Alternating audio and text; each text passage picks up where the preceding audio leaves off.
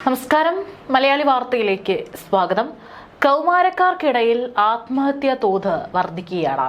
ഇപ്പോൾ ഏറ്റവും ഒടുവിലായി ശ്രീകൃഷ്ണപുരത്ത് 14 വയസ്സുകാരി തൂങ്ങിമരിച്ച സംഭവത്തിൽ സ്കൂളിനെതിരെയാണ് കൂടുതൽ വിമർശനങ്ങളും പ്രതിഷേധങ്ങളും ഈ ഒരു സാഹചര്യത്തിൽ ഉയർന്നു വരുന്നത്.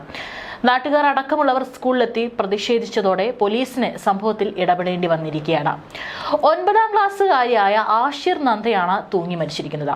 തൂങ്ങി മരിക്കാൻ കാരണം സ്കൂളിലെ മാനസിക പീഡനമെന്നാണ് കുട്ടിയുടെ രക്ഷിതാക്കളും ബന്ധുക്കളടക്കം ആരോപിക്കുന്നത്. മാർക്ക് കുറഞ്ഞപ്പോൾ കുട്ടിയെ ക്ലാസ് മാറ്റിയിരുത്തിയെന്നും ഇതിൽ ആഷിർ നന്ദയ്ക്ക് മനോവിഷമം ഉണ്ടായിരുന്നതായും കുട്ടിയുടെ അച്ഛനും അമ്മയും പറയുന്നു.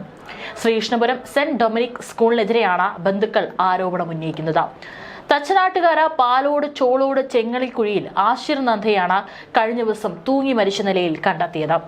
ശ്രീകൃഷ്ണപുരം സെന്റ് ഡൊമിനിക് സ്കൂളിലെ 9ാം ക്ലാസ് വിദ്യാർത്ഥിനിയാണ് ആഷിർ നന്ദ.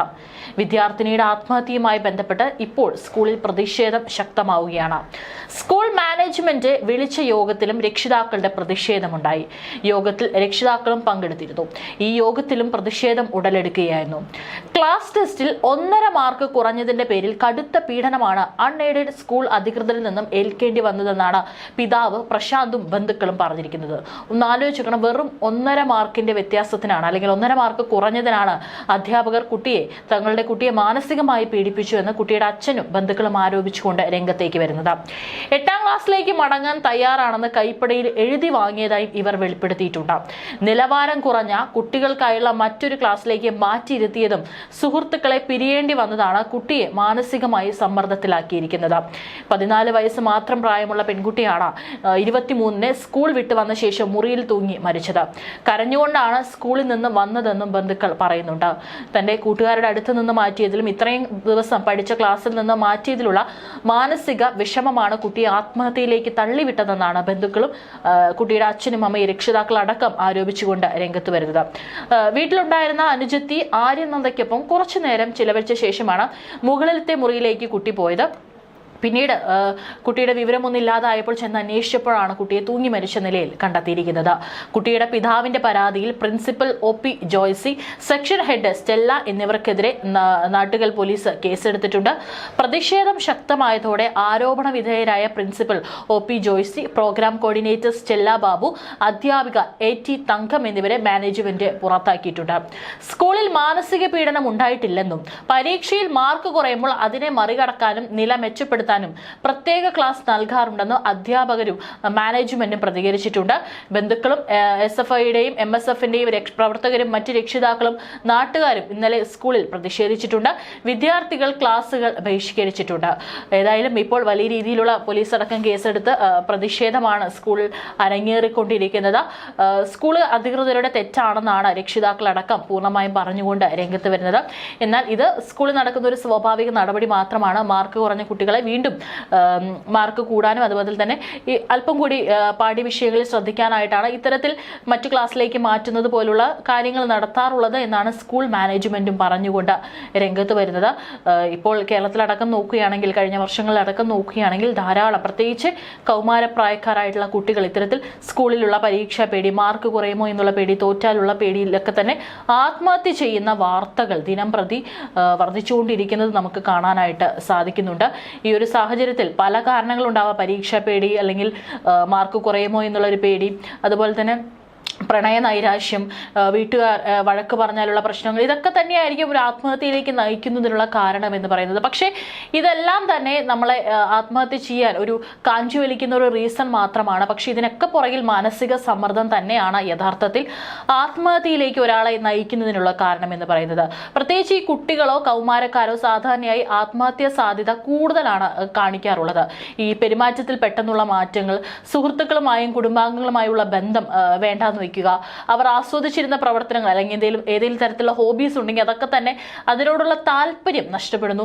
അമിതമായി ദേഷ്യപ്പെടുക, മയക്കുമരുന്നുകളുടെയോ മദ്യത്തിന്റെയോ വർദ്ധിച്ച ഉപയോഗം, ഉറക്ക രീതികളിലെ മാറ്റം, അത് ഒരുപക്ഷെ ഉറങ്ങാതിരിക്കുക അല്ലെങ്കിൽ പതിവിലും കൂടുതൽ ഉറങ്ങുക, വിശപ്പില്ലായ്മ, വസ്തുവകകൾ ദാനം ചെയ്യുകയോ ആളുകളെ വിളിച്ച് വിട പറയുകയോ ചെയ്യുക, മരണത്തെക്കുറിച്ചുള്ള ചിന്തകൾ, അതിപ്പോൾ എവിടെയെങ്കിലും എഴുതി വെക്കുകയോ ആരോടെങ്കിലും പറയുകയോ അല്ലെങ്കിൽ എന്തെങ്കിലും പോസ്റ്റ് ഇടുകയോ തുടങ്ങിയിട്ടുള്ള ചിന്തകളും ഇതൊക്കെ തന്നെ, അല്ലെങ്കിൽ ആത്മഹത്യയെക്കുറിച്ച് കുറിച്ച് ഇടയ്ക്കിടെ സംസാരിക്കുന്നതും പിന്നെ സ്വയം ഉപദ്രവിക്കാനുള്ള മുൻശ്രമങ്ങൾ, ഇതൊക്കെ തന്നെയാണ് ആത്മഹത്യ ചെയ്യുന്നതിന് മുൻപ് അല്ലെങ്കിൽ പ്രത്യേകിച്ച് കൗമാരക്കാർ കാണിക്കാറുള്ള ഒരു ശീലങ്ങൾ എന്ന് പറയുന്നത്.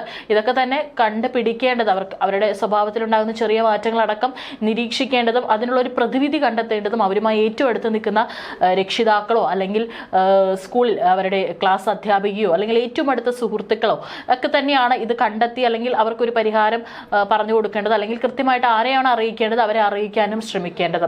ഇപ്പോൾ കുട്ടികൾ മാത്രമല്ല ഇത്തരത്തിൽ ആത്മഹത്യ ചെയ്യുന്നത്.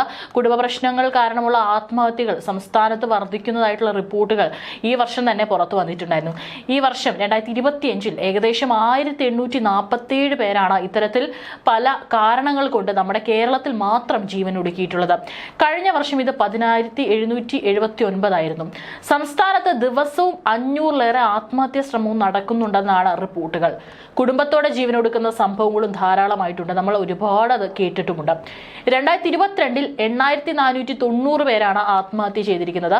2023 ആയപ്പോഴേക്കും ഇത് 10,972 പുരുഷന്മാരിൽ ആത്മഹത്യാ നിരക്ക് സാധാരണ സ്ത്രീകളിലേതിനേക്കാൾ 4 മടങ്ങ് കൂടുതലാണ്.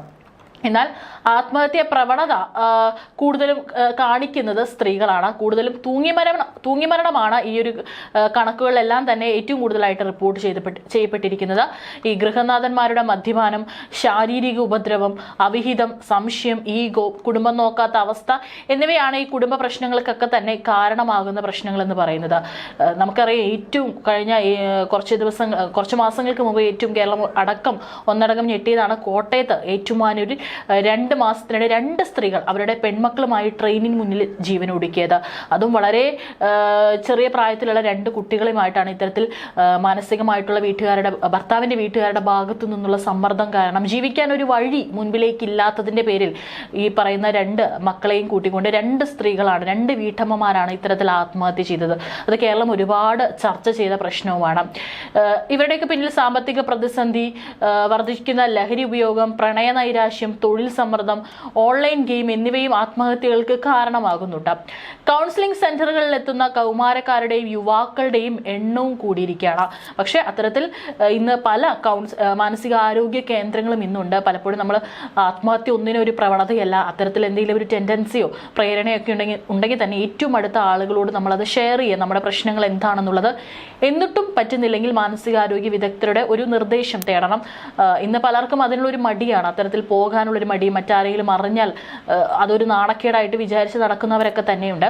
പക്ഷേ പിന്നീട് നമ്മളൊരു മരണത്തിന് നമ്മളെ തന്നെ വിട്ടുകൊടുക്കുന്നതിനേക്കാൾ നല്ലത് അത്തരത്തിലൊരു പ്രേരണ അല്ലെങ്കിൽ അത്തരത്തിലൊരു ചിന്ത വരുമ്പോൾ തന്നെ നമ്മൾ ഇവരുടെയൊക്കെ തന്നെ സഹായം തേടുക എന്നുള്ളതാണ്.